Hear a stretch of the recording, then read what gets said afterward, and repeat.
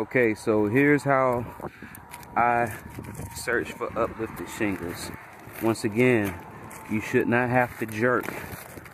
You should be able to lightly touch these and see if some of the shingles are uplifted. Very slight. Now I wear gloves. Now you don't even have to be somebody who regularly gets manicures like myself. If you just want to protect your hands, I recommend purchasing some mechanics gloves so you can do this check right here so you don't mess up your fingers. See it? And sometimes you're not going to find any uplifted shingles, and that's okay, right? But a lot of times you do. Some people are going to say that uplifted shingles aren't damaged. All right. Let me ask you, would a certified building inspector call uplifted shingles damage? Shoot, I'll ask a certified building inspector. Absolutely, they would call it damage. They would call it the first stage of shingle failure. And then somebody say, all right, well, yeah, okay, it's the first stage of shingle failure, but it's not failure. All right, well, what's the first stage of cancer? Is it cancer or is it not? You tell me.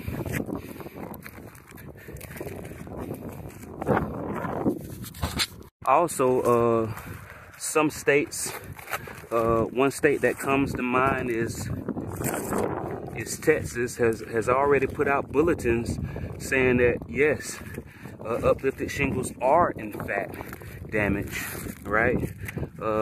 So now not every state has put out a state insurance or financial services department has put out a bulletin to that effect.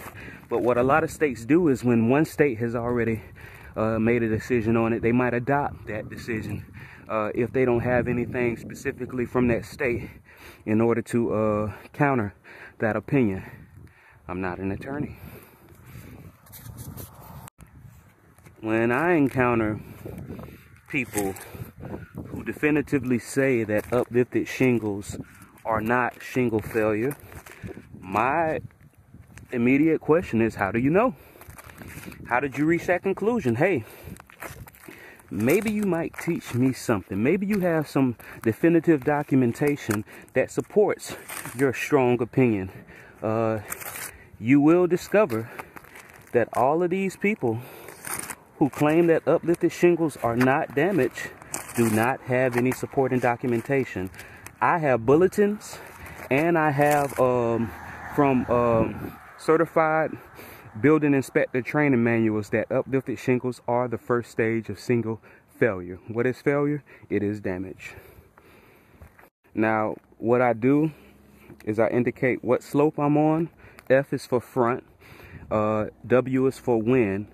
10 plus. Now, I've observed a broken keyway right here,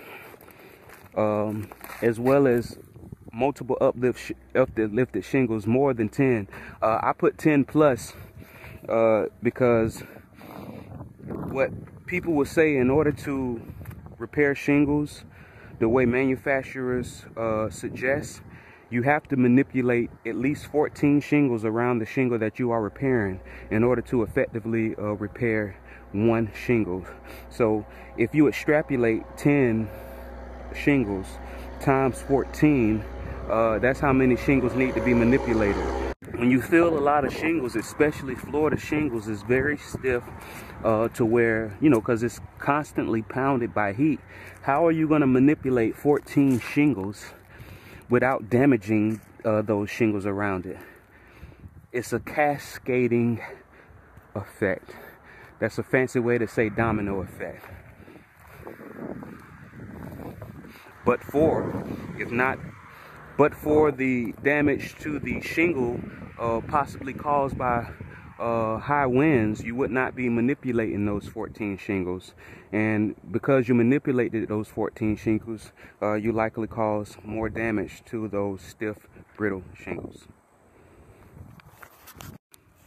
Then some people may say, those shingles, they're uplifted due to installer error, right? They were installed this way. Okay, this 14-year-old roof that's never had any issues suddenly has uplifted shingles, and that installer from 14 years ago made a mistake. No water damage to the ceilings prior to the event, none of it, but all of a sudden this was installer error. Okay, whatever you say. How do you know? That's all you got to ask people when they say stuff like that. How do you know? And watch them squirm. Broken keyway. And then go from there. All right. My name is Randolph Love. If you are a public adjuster or contractor and you need help helping others, reach out to me. Even if you're an independent adjuster, as an independent adjuster or staff adjuster, you are expected to be a little more conservative than a public adjuster or a contractor might be. But, you know, a lot of these skill sets and information you can still use regardless of which side of the ball you're on. Call me if you need some insight, some help, some advice. All right, one of the things that routinely happens, whether you're using your phone as your camera or another source as your camera, you run out of energy. So if you're using a camera that takes batteries, always pack extra batteries. If you're using your phone, always bring a portable charger along with a way to charge it. Like I keep a portable charger. I got at least 3 of them in my car. What I'm looking at right here is a continuous ridge vent. It's aluminum. You also have shingle over continuous ridge vent. This is a continuous ridge vent. I make sure to get an overview of the vent as well as a close-up. Any damage that you see to it, as well as how long the continuous ridge vent is.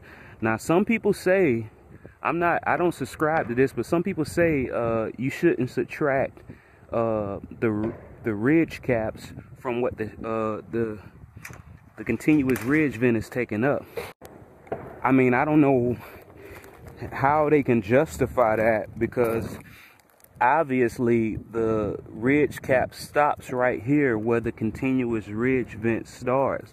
Now, that being said, I always allow for waste as it relates to the putback items of the ridge. So let's say I have 100 linear feet of ridge cap. I'm gonna take off 100 linear feet of ridge cap, but I'm gonna put back 115 linear feet because I'm calculating for waste for what when they're cutting these and when they have to buy packaging in order to do what they need to do. But yeah, I always subtract from my ridge cap whatever the continuous ridge vent is, be it aluminum or shingle over style.